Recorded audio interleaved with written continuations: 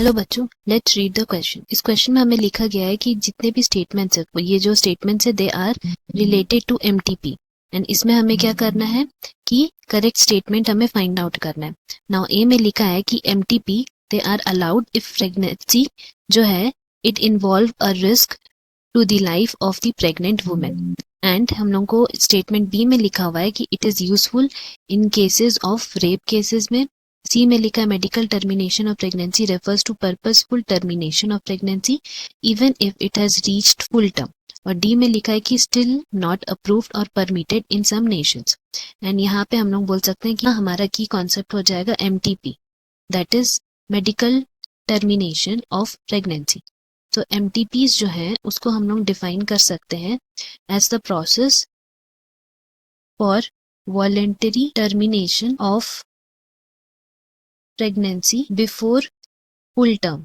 मतलब full term होने से पहले ही जो वॉलेंट्री टर्मिनेशन होता है उसको हम लोग बोलते हैं एमटीपीज। नाउ ये जो एमटीपीज क्यों किए जाते हैं? They are done to avoid unwanted pregnancies. And ये अनवांटेड प्रेगनेंसीज बहुत से केसेस में हो सकता है। लाइक पहला रीजन हो सकता है हमारा कि unknown sexual intercourse, that means जब जाने अनजाने में हो जाता है जो सेक्सुअल इंटरकोर्स उसको हम लोग बोल सकते हैं।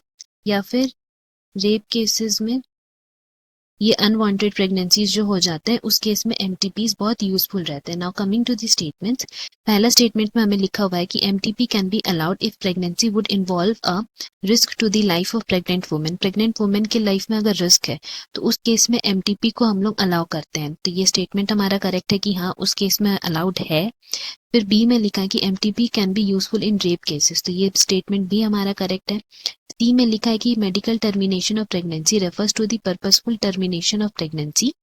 मतलब पर्पसली जानबूझ के ही टर्मिनेट किया जाता है प्रेगनेंसी को even if it has reached full term. ये गलत है।